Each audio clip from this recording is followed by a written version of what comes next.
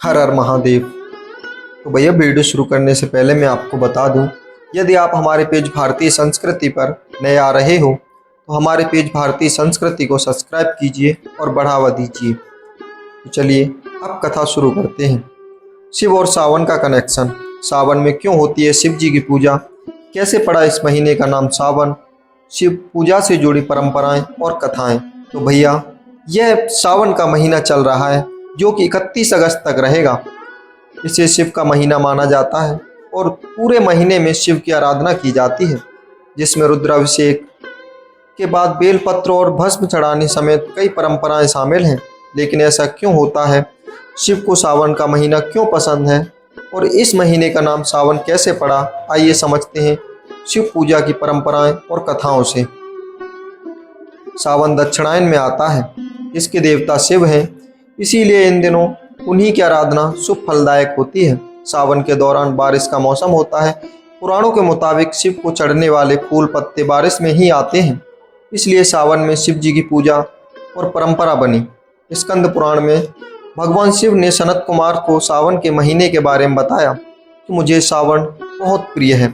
इस महीने की हर तिथि व्रत और हर दिन पर्व होता है, इसलिए इन महीने में नियम संयम से रहते हुए पूजा करने से शक्ति और पुण्य बढ़ते हैं। इस महीने का नाम श्रावण क्यों है? स्कंद और शिव पुराण के हवाले से जानकर इसकी दो वजह बताते हैं। पहली, इस महीने में पूर्णिमा तिथि पर श्रावण नक्षत्र होता है, इस नक्षत्र के कारण ही महीने का ये नाम पड़ा है।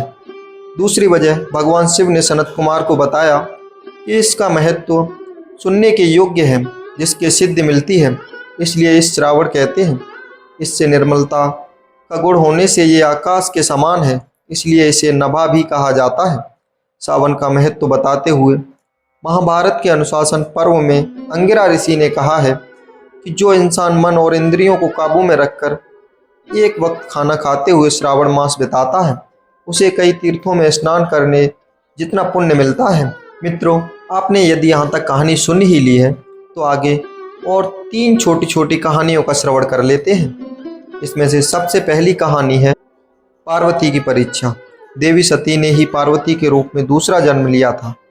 यह बात तो हम सब जानते हैं, क्योंकि बचपन में ही हम लोगों ने टीवी में देखा है। मैंने तो देखा है, आपने देखा है कि नहीं देखा है वो आप कमेंट करके बता देना। चलिए आगे कथा शुरू करते हैं। इस जन्म में भी शिव को पति के रूप में पाने के लिए वे कठिन तप कर रही थी। शिव ने पहले सप्त ऋषियों को परीक्षा के लिए भेजा। सप्त ऋषियों ने पार्वती के पास पहुंचकर शिव की बहुत बुराई की, उनके दोष गिनाए, लेकिन पार्वती अपने संकल्प पर अडिग रही। इसके बाद महादेव खुद आए, उन्होंने पार्वती जी को वरदान दिया और अंतर्धान हो गए। तभी एक बच्चे की आवाज़ सुनाई दी। पार्वती जहाँ तप कर रही थी उसी के पास मौजूद तालाब में मगरमच्छ ने एक बच्चे का पैर पकड़ रखा था। पार्वती वहां पहुंची और मगरमच्छ से बच्चे को छोड़ने को कहा। मगरमच्छ ने अपना नियम बताते हुए इनकार किया कि दिन के छठे पहर में जो मिलता है उसे आहार बना लेता हूँ। इस पर पार्वती ने पूछा, इसे छोड़ने के बदले में क्या चाहोगे? मगरमच्छ ने कहा, अपने तप का फल मुझे दे देगी तो बालक को छोड़ दूंगा। पार्वती तत्काल तैयार हो गई, पर मगरमच्छ ने उन्हें समझाया कि वे क्यों एक बालक के लिए अपनी कठिन तप का फल दे रही हैं। लेकिन पार्वती ने दान का संकल्प किया। उनके ऐसा करते ही मगरमच्छ का शरीर चमकने लगा। अचानक बच्चा और मगर दोनों गायब हो गए और उनकी जगह शिव प्रकट हुए। उन्होंने बताया कि वो परीक्षा ले रहे थे, क्योंकि पार्वती ने अपने तप का फल शिव को ही दिया था, इसीलिए उन्हें दोबारा तप करने की जरूरत नहीं रही।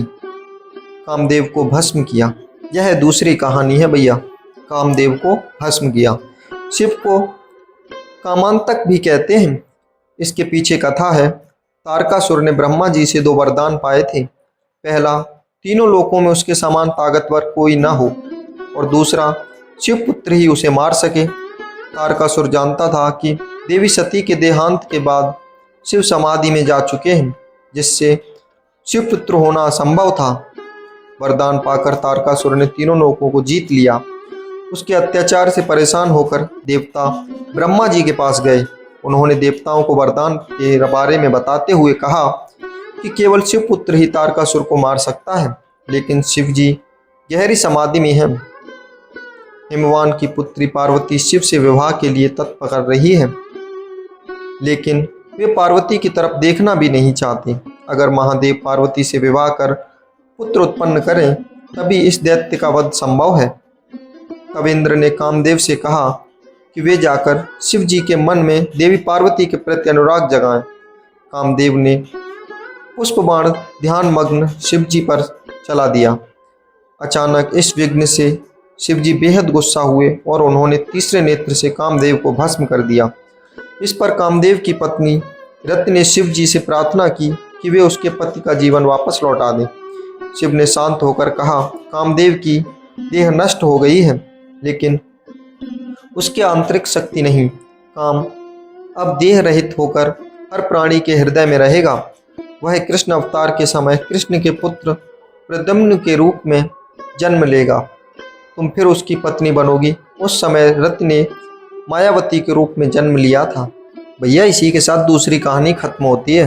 क्या आपने दूसरी कहानी कहीं ऐसी कहानियाँ जो कि पौराणिक से संबंधित होती हैं, क्या आप सुनते हैं? अरे कहाँ से सुनोगे, आपके पास टाइम ही कहाँ है। फालतू की वीडियोस देखने के लिए टाइम रहता है। खैर छोड़ो, आप वीडियो को लाइक जरूर कर देना। और हमारी बची हुई तीसरी कहानी है अशुभ से हुआ शुभ। नर्मदा नदी के किनारे धर्मपुर नाम का सुंदर नगर था। उसमें विश्वनगर नाम का ब्राह्मण अपनी पत्नी शुचि स्मृति के साथ रहता था। दोनों शिव भक्त थे और उन्होंने पुत्र पाने के लिए उनसे वरदान मांगा कि स्वयं भगवान शिव उनके पुत्र के रूप में जन्म लें। शिव के वरदान से उनके यहाँ एक पुत्र का जन्म हुआ जिसका नाम गृहपति था। जब बालक 11 साल का था तब देवर्षि नारद ने उसका हाथ देखकर भविष्यवाणी की कि साल भर के भीतर उसके हाथ कुछ अशुभ होगा जो आग से जुड़ा होगा। जब माँ बाप ये सुनकर दुखी हुए तो बेटे ने उन्हें सांत्वना देते हुए कहा कि वे दुखी न हों क्योंकि वह भगवान को प्रसन्न कर लेगा, इससे अनिष्ट टल जाएगा। माता पिता से आज्ञा लेकर वह शिव की नगरी काशी पहुंचा। वहां उसने गंगा के मणिकर्णिका घाट पर स्नान किया और पूरे साल शिवलिंग की पूजा की। जब नारद मुनि द्वारा बताया अनिष्ट समय आया तो देवराज इंद्र ने प्रकट होकर उससे वरदान मांगने को कहा। बालक ने वरदान लेने से मना किया और कहा वो केवल भगवान शिव से ही वर प्राप्त करेगा। ये सुनकर इंद्र बहुत गुस्सा हुए और उन्होंने इस बालक को सबक सिखाने के लिए वज्र उठा लिया। बालक ने भगवान शिव से रक्षा की याचना की। तभी शिव प्रकट होकर बोले, डरो मत, मैं तुम्हारी परीक्षा लेने के लिए इंद्र के वेश में आया था। मैं तुम्हें अग्निश्वर नाम देता हूँ।